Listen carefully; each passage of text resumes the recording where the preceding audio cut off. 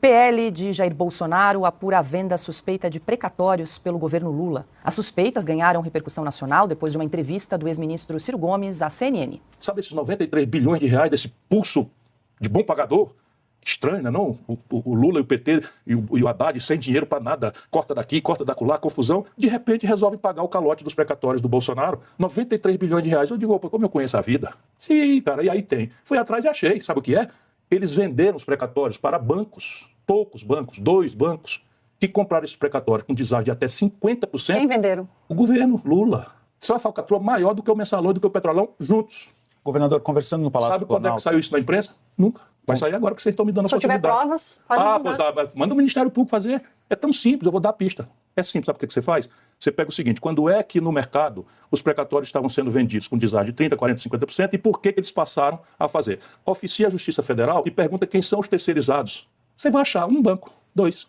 E aí tem, Carlos Cauti, acusação grave aí do ex-ministro Ciro Gomes, dizendo que o governo, então, vendeu os precatórios, quase 93 bi de liberação em precatórios aí para os bancos. Claro que é uma denúncia que precisa ser apurada, precisa ser investigada, e o PL, então, está se debruçando sobre o tema. Eu só vou roubar 2 minutinhos para explicar para o nosso público o que são esses precatórios e por que essa história já cheirava ruim a 1 quilômetro de distância já, quando foi decidiu-se pagamento de precatórios. O Brasil do Lula está com contas públicas em frangalhos. A gente já sabia que ia fechar a conta de 2023 com um rombo gigantesco.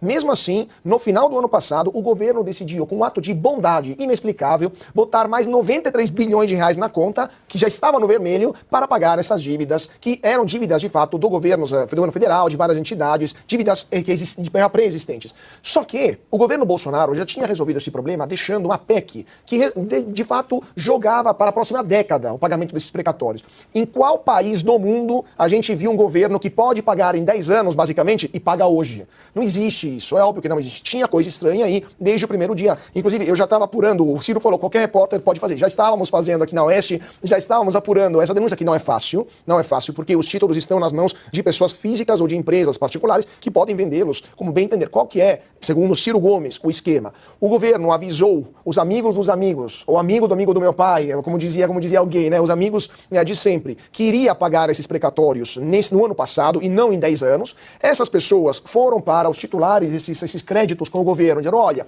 eu te dou 50% do valor, você me vende porque você vai receber em 10 anos, eu te dou 50% hoje. E muita gente vendeu. Só que eles receberam poucos meses depois, e não anos depois. Então o ganho foi, segundo o Ciro Gomes, gigantesco. Agora, qual que é o problema que o Ciro Gomes não disse, que nós repórteres sofremos? O sigilo bancário. Porque não é possível para um repórter quebrar o sigilo bancário de uma pessoa física, mas uma CPI pode.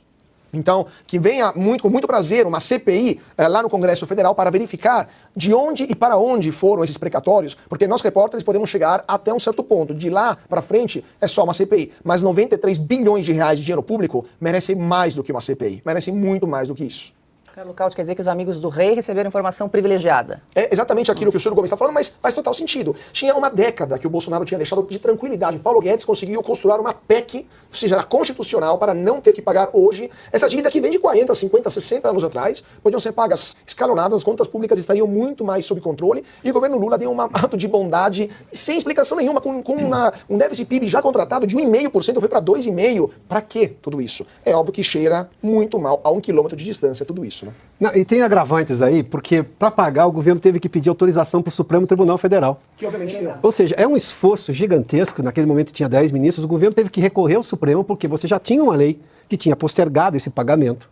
Como o Cauti fez menção, não há governo no mundo, à exceção do primeiro ano do governo Lula 3, que queira pagar uma dívida, de repente, com o país endividado, pagar antes do que o prazo que a lei estipulava, que foi negociada de forma democrática no Congresso Nacional. A extensão do pagamento foi feita com o Congresso Nacional, ou seja, como prevê a democracia. Você tem que consultar o Congresso, não pode ser uma decisão do Executivo. Para reverter uma decisão, um ganho feito no Congresso Nacional, vai o ministro Haddad com a equipe econômica e o governo federal e tem que pedir autorização para o Supremo. E pagou isso ainda em dezembro de 2023, no ano passado. E detalhe, só para fazer uma questão muito pequena, o dono do título recebe pelo valor de face. Negociação de precatório tem no mercado, com deságio. Olha, é aquilo que o Cauti falou. Você vai levar 10 anos para receber, eu pago 50%, você pega o dinheiro à vista. O sujeito fala, 10 anos não tem condição. A maior parte dos títulos, normalmente são títulos de INSS, dívida tributária, essas coisas, o sujeito é pequeno, ele precisa receber.